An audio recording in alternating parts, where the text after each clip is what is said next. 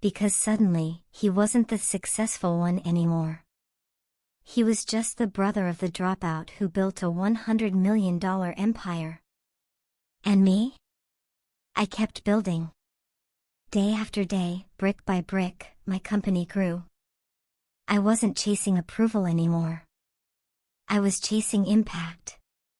So if you're listening to this right now, feeling like nobody believes in you, feeling like the world has already decided who you are, remember this: your silence can be your greatest weapon.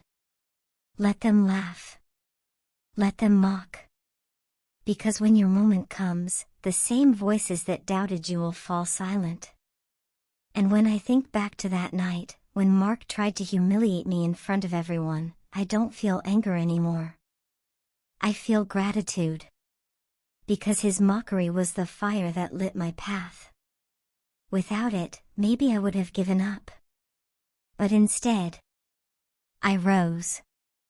So don't stop. Don't quit. And when your time comes, let the truth speak for itself. If this story touched you, don't forget to like, comment, and subscribe, because you never know, the next story could be yours. I was never supposed to be the success story in my family. My parents believed in degrees, trophies, and prestige. My brother, Mark, had it all. The fancy diploma, the office job, the respect. And me? I was the college dropout, the girl who worked out of her bedroom with a broken laptop and more ideas than money. At every family dinner, Mark made it clear: you'll never make it. You're just wasting time. My mom stayed silent. My dad looked disappointed. And me? I bit my tongue, but deep down, I knew I would prove them wrong. The night everything changed was at Mark's promotion party. A rooftop, glowing lights, a crowd dressed in designer suits. And there I was, standing near the back in my plain black dress, feeling invisible. Until Mark spotted me. He raised his glass.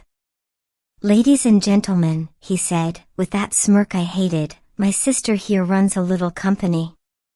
Don't worry, it's not real. But someday, when she finally gives up, maybe I'll buy it from her for fun." The crowd laughed. Dad clapped. And my face burned. But I didn't say a word. Because what none of them knew was that by the next morning, everything would change. I didn't sleep that night. Mark's laugh kept echoing in my head. The way everyone looked at me like I was a joke. But what they didn't see was the truth. Behind my small apartment walls, my little company wasn't just an idea anymore. I had spent years building an app, one that connected small businesses directly to customers without the heavy fees of big platforms. It wasn't perfect yet, but the traction was real. I had over 50 stores already signed on. Investors were calling. And tomorrow morning, I was scheduled to close my first $10 million deal. Mark didn't know. My parents didn't know. No one did. Because I wanted to build quietly. I wanted the world to laugh, so that when the moment came, my silence would speak louder than any words.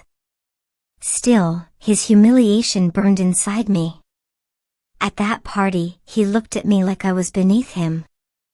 Like I wasn't even family, just the failure who made him look better. And maybe, deep down, I had been waiting for this. Waiting for the moment where I could stop hiding. The next morning, I walked into that investor meeting wearing the same black dress from the party. But this time, I wasn't invisible. The deal closed. The signatures were fresh. And just like that, my company was valued at $100 million.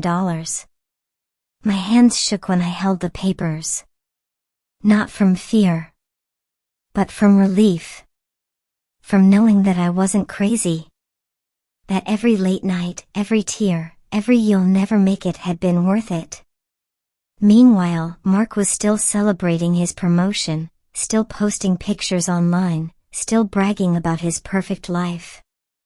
He had no idea his little sister, the dropout, was about to outshine him. That afternoon, I got the call that would change everything. A journalist who covered tech startups wanted to feature my story. They said, "You're the underdog. People will love this.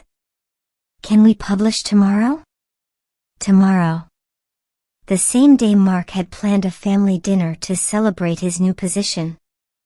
And in that moment, I knew. I wouldn't have to say a single cruel word. I wouldn't have to argue, or fight, or scream to be heard. I just had to let the truth come out. And when it did, Mark's world would crumble. The next evening, we all sat at the long family table. Mark was at the head, shining like a king, his new title printed proudly on the little congratulation cards. Dad was glowing, Mom kept fussing over him, and the rest of the relatives clapped like he had won the lottery. And me? I sat there, calm. Almost too calm. Because I knew something they didn't. I knew what was about to hit the world in just a few minutes. Mark raised his glass again. "You know," he said, smiling wide, "it feels good to finally be recognized. Not everyone has what it takes. Some of us succeed. Others," his eyes slid toward me, "just keep pretending."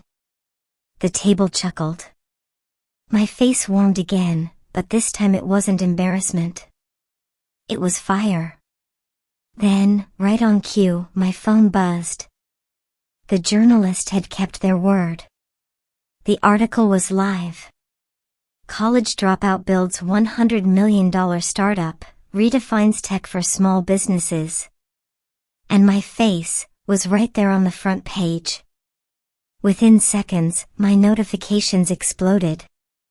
Messages from old classmates, from investors, from people I hadn't spoken to in years. And across the table, Mark's phone buzzed too. He glanced down, and his smirk cracked. "Wait, what?" he muttered. He scrolled, his eyes darting, his hand tightening around his glass. "No, this can't be right." Dad leaned over, confused. "What's going on?" Mark's voice trembled. They're saying her company, her little project, is worth $100 million. The table fell silent. Every relative who had laughed at me, every cousin who had ignored me, every aunt who whispered she's the failure. They all stared, wide-eyed, as if I had just walked in wearing a crown. I stayed quiet. I didn't need to speak. Because in that silence, the power shifted. Dad cleared his throat. "Is this true?" I finally looked up, meeting Mark's panicked eyes. "Yes. It's true. Signed the deal yesterday." The room erupted. Some cheered. Some gasped. But Mark? He looked like his entire world had collapsed. His big moment was gone, snatched away by the very sister he used to mock.